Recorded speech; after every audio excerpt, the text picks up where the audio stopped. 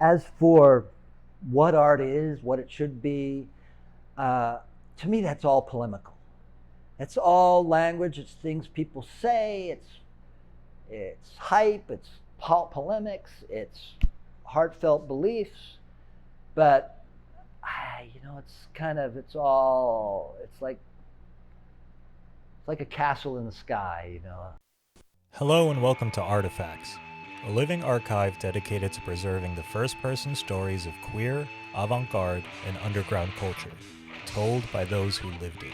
Today's episode is part of our series Underground Press, the untold stories of literary rebellion and the figures who redefined the boundaries of literature and publishing.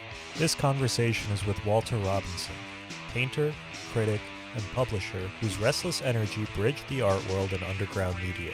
With Edit Dioc, he co-founded ArtRight, a DIY magazine known for its artist-designed covers and connections to post-minimalist and conceptual movements.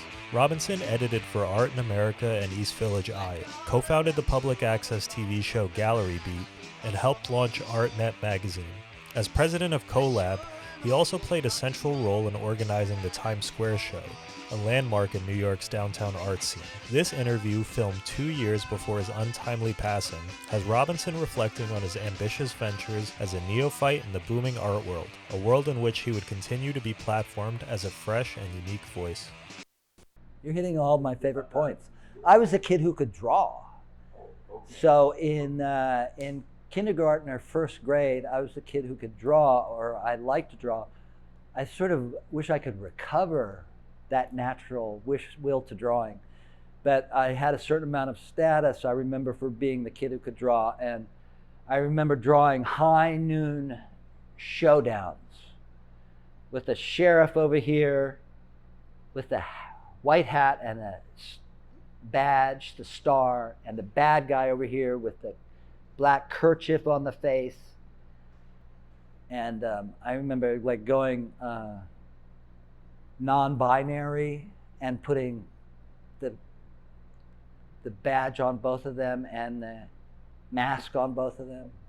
I'm a child of the 60s.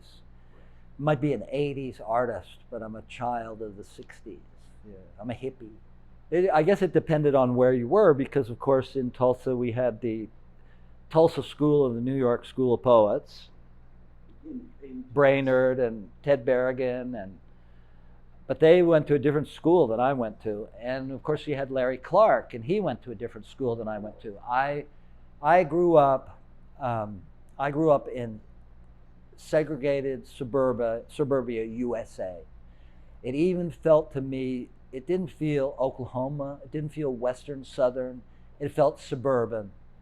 It felt middle class.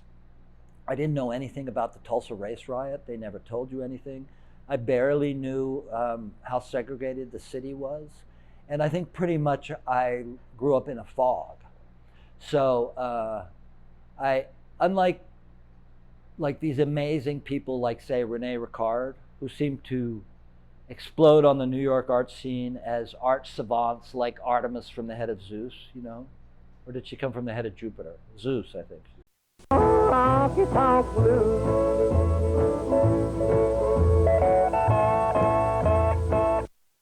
Okay, here I am, an aimless undergrad at Columbia University. I'm interested in art, but I'm no prodigy. So I'm taking a course that Barbara Novak taught, the great art historian of the Hudson River. It's a 20th century survey course, okay?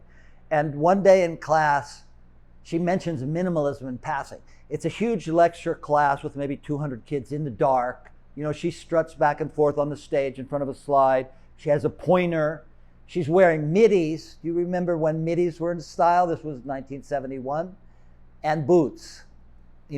Classic art historian, 1971. Somebody said, she mentions minimalism in passing. Somebody shouts out, "What is that? Can you define that?" And she's like, "Who said that? Who said that?"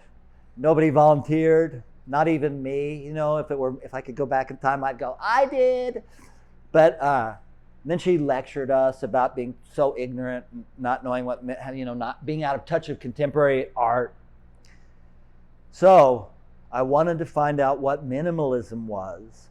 So I looked in the course catalog, and there's a seminar in art criticism taught by this guy, Brian O'Doherty, at Barnard, which I could take, and I enrolled in it to find out what minimalism was. Turned out Brian and Barbara were married, and she was head of the department at Barnard and had gotten him the job. And so in that seminar, there were 8 of us. And that's where I met this person, Edith Deák, a Hungarian immigrant who was in general studies, taking her class in general studies. She's a shapely, red-haired, Zsa Zsa Gabor, get up and go kind of gal. And I took that course with my roommate at the time, a guy named Josh Cohn. So there was the 3 of us in that class. So Brian had us do these weekly classes, these weekly exercises. I remember he had us write a description of something, anything we want, without mentioning what it is, without naming it. So I described 3 ice cubes melting in a bowl, which I don't know if you've ever observed. It was about observation and writing. It was really a writing and observation class. And I don't know if you've ever watched ice cubes melt, but when the final bit of ice disappears, it will reflect a little bit of light and sort of blink at you as it disappears into water. So I ended my essay with that, and I actually remember that from more than 50 years ago as my first turn of phrase as a writer. Brian at that time was the caretaker editor of Art in America magazine. Gene Lippman had, I guess, died, and they'd hired, I'm not sure what the ownership status was, they'd hired Brian as the caretaker editor, and he only was there for 1.5 years, 2 years before Betsy Baker took over and had like a long run until basically the demise of the art magazine business. And as Edith used to say, Brian was looking for baby blood. So he recruited the 3 of us to write reviews for Art in America. And so before you go on to that, what do you think he saw in you? Well, it's a way of saying who were you? I think I can tell you what I saw in him. I thought he was kind of odd. He was Irish. He had his hair in a kind of blow-dried beetle cut, and he wore scarves, or what are they called? He wore well, yes. So I thought that was kind of odd, but he was way cooler than I knew, and I can't imagine what he saw in any of us, except now that the tables are turned, what I see in 20-year-olds is beautiful, adorable youth and endless potential. Like, if only I could return to that age and be as young and energetic. Do you mean those snots from London? You know what the main quality that the British have to expert? Bad tea! Snottiness. After a year or two, we launched our own art magazine. Like in 1973, when I was 23, 50 years ago, half a century, we launched our own art magazine. And it's, to me, now it's just a sign of what 20-somethings can do. They're full of energy, and they don't know what they're trying to do is impossible. I don't really remember. I only have memories of memories. And how did we get the idea to start an art magazine? I don't know. Who had it? Did I have it? Did Edith have it? These days I look back and Edith, who had that immigrant energy and who died, 5 years ago, maybe more? I always think of Edith as the source of all the ideas, and what I was sort of like the managing editor. I was the person who made things happen. I'm sure I'm shortchanging myself, because I had a lot of ideas too. Somehow we came up with the idea that we should launch a magazine. Partly it was possible because I was working, earning my living as a typesetter. And what eventually happened was that we set the magazine after hours at the shop where I worked, at the publisher where I worked. So that was part of it, that I could do that. And here we are, we're in this art criticism course, and everyone, I suppose, at that time was really looking to Art Forum as the final word as the voice of power. Art in America, Arts Magazine, there were a lot of publications that focused on art, and the possibility of starting our own, like I said, I'm not sure where it came from, but it ended up being very ingenious. Perhaps Brian guided us. I know Brian was there, and he was our advisor along with people like Irving Sandler, very positive. Brian said, you do it for a couple of years and then you can sell it, which, he was kind of wrong about that. But so the idea of publishing the magazine and giving it away for free, that is to say, we'd print, I think, 2,000 copies at this Chinese newspaper printer in Soho, Expedi Press, and we'd do 2,000 copies, and then we'd pass them around in the galleries in Soho and 57th Street. You could just leave them on the window ledges. I don't know if galleries barely have ledges where you can leave things anymore. I don't know if, at the time, there were several publications that would be left on ledges. The art world that mattered, however big it was a well-established thing, an institution with all these hierarchies and all these officers and all these people who had places in it, and we didn't have a place. And launching the magazine was the quickest and easiest way to make a place for ourselves. It was really quite easy to do that. The main thing that it allowed us to insert ourselves as nobodies and become somebody. And there were so many ways to do it, and so many people cooperated. For one thing, we invite artists to do the cover, so that was our way to contact successful, interesting artists who cooperated. Bill Wegman, Les Levine, Carl Andre, Vito Conchi. And then we'd do the questionnaire, where we'd send out questionnaires to a whole bunch of people in any particular field. Like we had a questionnaire of art collectors. We asked them, what's the difference between a collector and a patron? It has historic resonance. Whereas the crapola I wrote as a 20-something is garbage, but the historical things we got. We also did interviews with critics, right? Instead of interviews with artists, profiles of artists, we'll do interviews with critics. And those are also very interesting. And then we did our theme issues, which it turned out to be very, very timely, because in the 70s, if you remember, in the 60s, we had all these art movements that seemed to totally dematerialize the art world. Reduce it to minimalism, send it out of town for earthworks, make it invisible as conceptual art, and then what is there left to do? You had absolute painting, formalism. So in the 70s, it seemed like, okay, so instead we'll do dance, we'll do theater, we'll do performance, we'll do video, we'll do artist books. And so we did theme issues on those various efflorescences. And it turned out to be, kind of a record of what was going on in the 70s. But we were cheerleaders because we were on a voyage of discovery, really.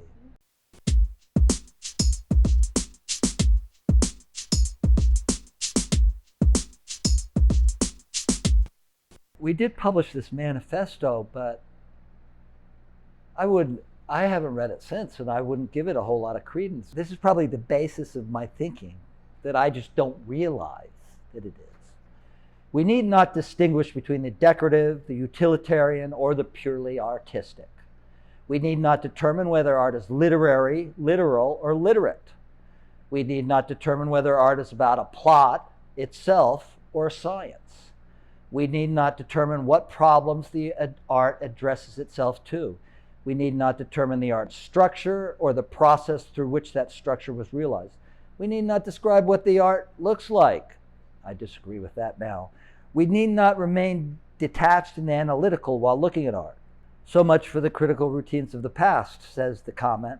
As for what might replace them, good art is proportional to the circuits it creates.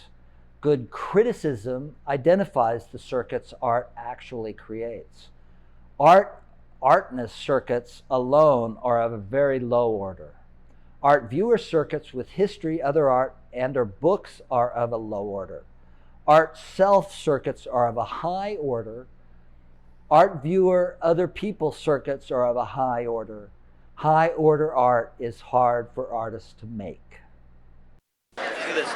We deal in superlatives here at the Whitney Biennial. The largest vomit puddle This in is the the world. biggest barf in the known Western This is world. by Sue Williams.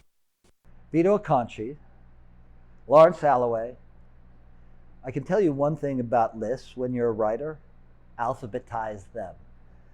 Laurie Anderson, Eleanor Anton, Richard Armstrong, Rudolph Bernick, Gregory Babcock, David Bourdon, A.A. Bronson, Tricia Brown, Scott Burton, Lucinda Childs, Colette, still with us, Diego Cortez, Jeffrey Deitch, Richard Foreman, Hans Hacke, Alana Heiss, Rebecca Horn, Neil Jenny, Bill Jensen, Jill Johnston, Joan Jonas, saw her the other day, Lucy Lippard, Mabu Mines, Bryce Martin, Annette Michelson, Elizabeth Murray, Steve Paxton, Robert Pincus Witten, Yvonne Rayner, Robert Rauschenberg, Judy Rivka, Susan Rothenberg, Irving Sandler, Julian Schnabel, Carolee Schneemann, Joan Simon, Jack Smith, Patti Smith, Holly Solomon, Nancy Sparrow, Alan Suicide, John Toriano, Hannah Wilkie, Robert Wilson, and Robert Winters. Also David Sally. Yeah. That's a pretty fucking big list.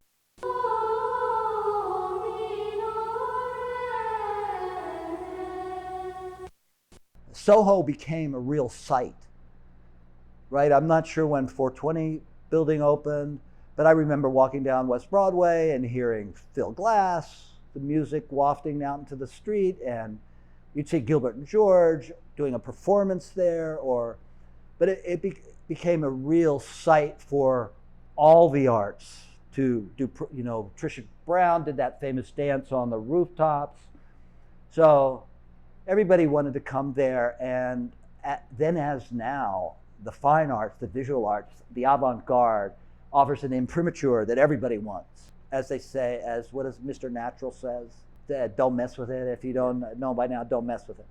Don't mess with it, it's good. But that's very much what I think was happening in Soho at the time. Everybody, all the arts wanted to have a root in Soho. You know, as a writer, I of course realized that was part of my identity, to discover new things all the time and discover new things that are good. Like if you take a critic like Hilton Kramer, I don't know if people remember him, but it seemed to be his job was to go out there and say that everything was crappy. One of the things you can say about the 70s it was the age of the alternative space, that the National Endowment for the Arts, the New York State Council for the Arts, and to a certain extent local city funders, they were sources of funding for all this kind of material, and the arts administrators all used that very much. And in a sense, those bureaucrats, those arts bureaucrats, those staffers colluded with us to help make the art scene happen. You know, the 70s is the new museum, is artist space, is the kitchen. All those things came of age and flourished during the 70s. And if you think about Alana Heiss, has anybody done a bio? You know, this woman, this slim, petite, she's not so petite now, but this slim blonde woman went to the city and got them to give her a public school in Queens, a whole 4-story brick public school. And then she got a warehouse on Reed Street. She got the clock tower on Broadway. The city just gave her these things to program. She was awesome. And she would do shows like, okay, let's do a show on the theme of gold, and call up all our friends and say, can I have something on the theme of gold? And they'd all bring it by. And you know, that curatorial approach, which is very community-based and ad hoc, was also picked up later by the East Village in the 80s. when there'd be a theme show and artists would say, bring your piece by, the show opens tomorrow, can you bring it by today? And like that. That's how you launch something out of nothing, right? Exactly. A lot of community elbow grease.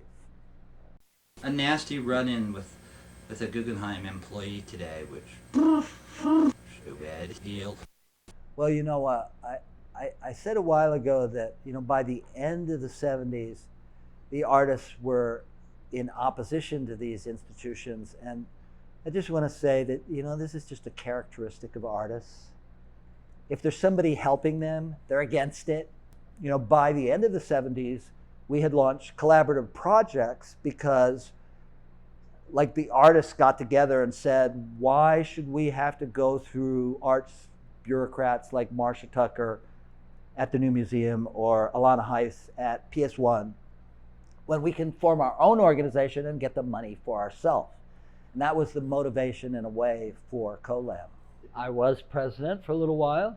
That's a very weird thing to think about. Yeah, it is for me, because I was much more retiring in the 80s than I have been since. But CoLab was an important New York collaborative of the 80s. I mean, we had Fluxus before that, and God knows, the Spiral. There were all kinds of collab groups before CoLab. CoLab started in the late 70s, I mentioned before. A bunch of artists got together with the idea of getting grant funds to do projects. I was not part of that group. At that point, what was I? I was still working for Art America. But after it started, it was a gang of people that I knew. I started taking part. We had different divisions. We had a film division that launched the New Cinema on St. Mark's Place. That was like a few years, if it started in CoLab started in 78 or 79, and we had to incorporate, and the first effort was to incorporate as the Green Corporation. And we'd have these big noisy meetings to divide up the grant funds. People would apply for the grant funds. But I was president around 82, so that's my personal knowledge. But we'd get grant money, we'd have CoLab meetings, and they'd decide how to allocate it. So there's some people making movies. The New Cinema involved people like John Lurie, and I think Michael McClard, and James Nares was an important guy. So, CoLab, it was a group of artists. Maybe 50 artists. Maybe 50 artists. Uh-huh. You got funding, and, Uh-huh. and you figured out how to pass it out. Uh-huh. I mean, It seems incredible, doesn't it? Who wrote those grant applications?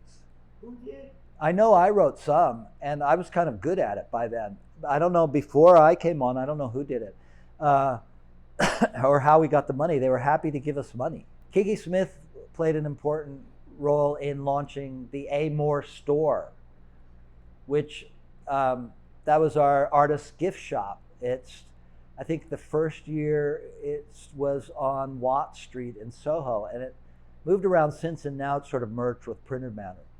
But we did a lot of stores where artists made low-cost multiples. Too bad I don't have any here. I could do a show and tell, because I made a lot of great cheap multiples, giving it away, spreading the love, as my wife likes to say. But one of the things I used to think about CoLab is that it was open call. Anybody could come. And I used to think that, you know who else was in it? Jenny Holzer and Mike Glear. And when Jenny got tapped to be in Documenta in 1984, and she wanted to do an installation, a sort of CoLab Amore store installation, I got all pissy and quit because I didn't like the idea. This shows how stupidly political we could be, young artists could be. I didn't like the idea of her capitalizing on the group's energy, right? So I always thought that CoLab gave a place for all these losers, nerds, and hopeless types could just like fit in. Didn't make any difference. The cool artists like Jenny and Kiki, you know, and then the nerds.